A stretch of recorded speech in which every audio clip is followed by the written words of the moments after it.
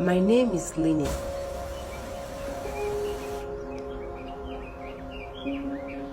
I'm from Navrongo.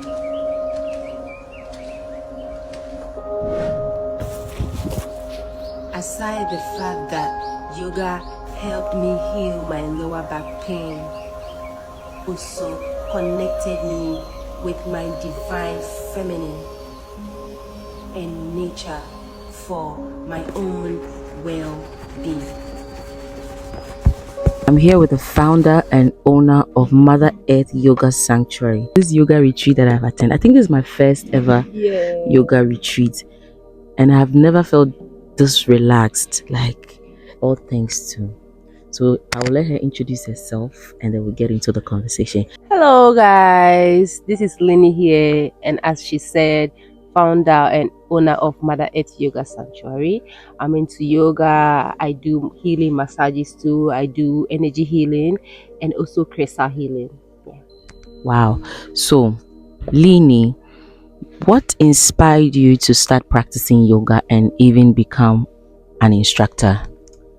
Okay, it's like with yoga, I didn't really have a choice than to practice it. Okay. It was like an option, the only option I have to survive. How do you mean you didn't have a choice? Because I had a serious injury that required me to practice yoga. So it's not like, even though, because I used to be a bodybuilder, and even though I used to be a bodybuilder, I was fan of being flexible, but I wasn't really doing it. So when I got the injury, my chiropractor asked at that time, and one friend of mine was like, do you know what, you should start doing yoga, because yoga will fix this for you, because most of the time injuries happen when there's tension or imbalance and stuff like that. So yoga is able to correct such issues. So that's how I started yoga, and along the line I realized I was helping with the pain that I was having at my back, and so that's how. And yoga fixed it? Yeah, it did. No more pain? I'm telling you. How long ago was that? This was like 2016, 2017. Wow. So like you had a chronic pain, and then through yoga you've been able to overcome the pain. So anyone who has a chronic pain, you would require yoga? Yeah. Okay. Yeah. So transitioning from you requiring yoga to heal, how did you then become an instructor? Why are you now teaching people how to do it? Let me say, I just want to share that experience with people and let people know that this is possible, because people have pain and they think they can't do anything about it. Some are managing the pain with painkillers that even have side effects that is even not good for the system. So I just want to share that experience with people and let people know that there is a natural way of fixing such issues. So you mean to say that with yoga there are no side effects?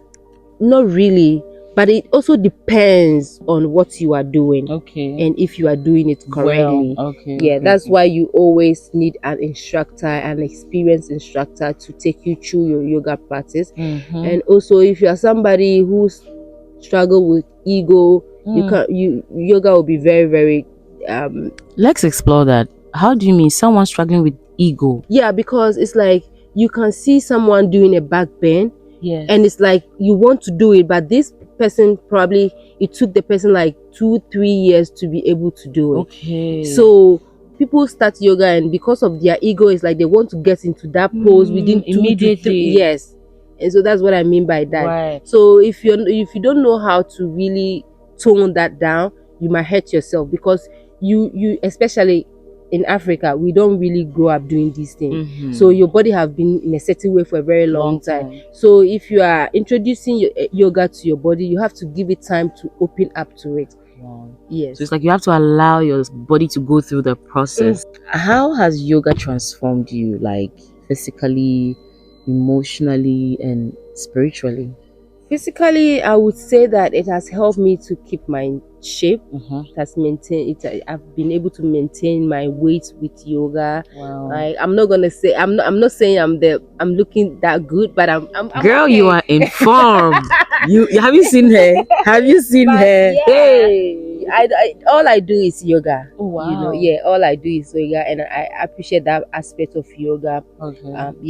Because I normally tell people that I'm chubby, but they don't believe it. But trust me, if I stop practicing yoga or being active for like a month, it will come back. Yeah. So like yoga keeps you fit. Exactly. Wow. Mentally, I would say it keeps my mind focused. Okay. Especially if I wake up in the morning and I practice my yoga and meditation. I'm able to bring the energy back to myself and reflect on certain things. Yeah. So it helps with mental clarity for me. Right. Yeah. And spiritually, I would say it has helped me to connect with my divine feminine. That's nice. If you have not subscribed to my channel, please do so. Make sure you share your comments, make sure you give me your likes, and let me know what you think about this video. Now, on your yoga journey, what has been your biggest challenge in yoga, and how have you overcome it? Yeah, my biggest challenge is not being patient. Okay. Rushing to probably do a split in 2 days or do a back bend or a headstand in a week, but it doesn't work that way. You know, it doesn't work. Sometimes even some of the poses comes to you, you don't necessarily have to work your way. For instance, headstand. When I started practicing headstands, I wasn't able to. I actually lost the hope that I can practice headstand. But along the line, it just came. It just came. It just came, and I was so surprised that I stopped practicing this thing a long time. So yeah, that was my challenge. So is there a best or perfect time you would recommend that we practice yoga? Like in the morning, what time is best for practicing yoga in a day? Well, I think it depends on what you want to achieve. Okay. Yeah, it depends on what you want to achieve. Like in the morning, it really helps you with mental clarity to set your day. And then in the afternoon, probably you are at work, you want to take a break to relax or cool or reset yourself so that you can get back to work. And then in the evening too, it's good for unwinding. So it's like after the whole day, you just come, you do your yoga, it helps you with good sleep. Okay. How often should one practice yoga? You can do it every day. Okay. Yeah, you can do it every day. But yeah, so but then if you don't have the time to do it every day, then maybe twice a week. I'm a beginner, right? I mean, I've done yoga a few times here and there. I've never been consistent, right? Myself and a beginner who has never tried yoga before, what would be one go-to pose that you would recommend for everyone who has never even tried yoga before? Like, let's say an easy pose. Downward facing dog. Oh, okay, that one everyone can do it. Downward facing dog. I'll put the picture on the screen so you know what we are talking about. So you'll be trying it when we wake up in the morning. Yeah, I like downward facing dog, even though it looks so easy, but it stretches almost every part of the body. Okay. I think my favorite is child pose. So that the one that we So what is the biggest myth about yoga? What is the craziest thing you have heard about yoga? Like misconception? That is a religion. Okay. It's not a religion. It's a philosophy. It's not a religion. It's a way of life. It's not like yoga is not a religion. No, it's not a religion. I know that some religion like Buddhism incorporates yoga into their practice, but that is them incorporating into their practice because they know that it will be good for the members in the religion. Okay. You understand? Okay. So, but that doesn't make it a religion. Right. Okay, so now Mother Earth Yoga Sanctuary. Now I know you're an instructor and all that. Now you do yoga retreats and tourism. So what made you start doing retreats? It's because I wanted to take people outside just practicing yoga in a box, like in a room.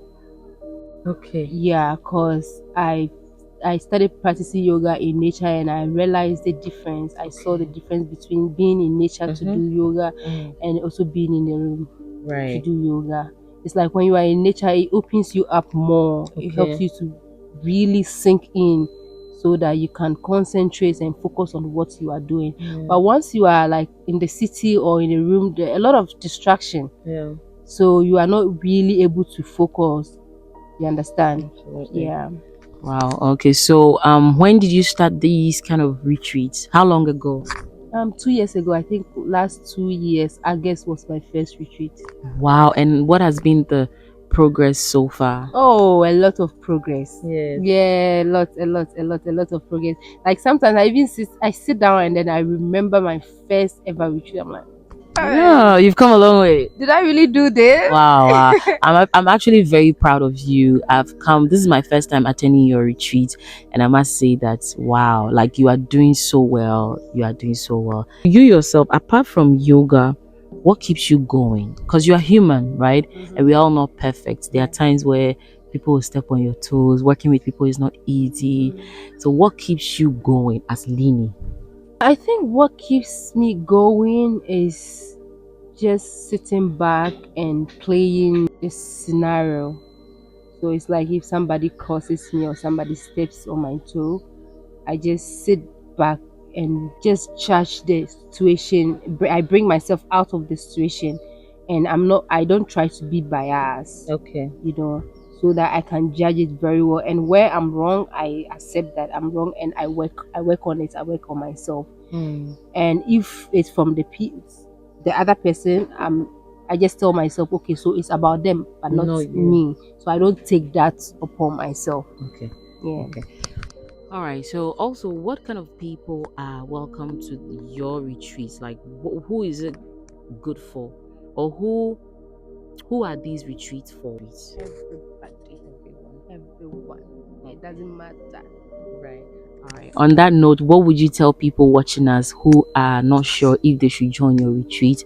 What would you tell them? What are your final words for the people watching?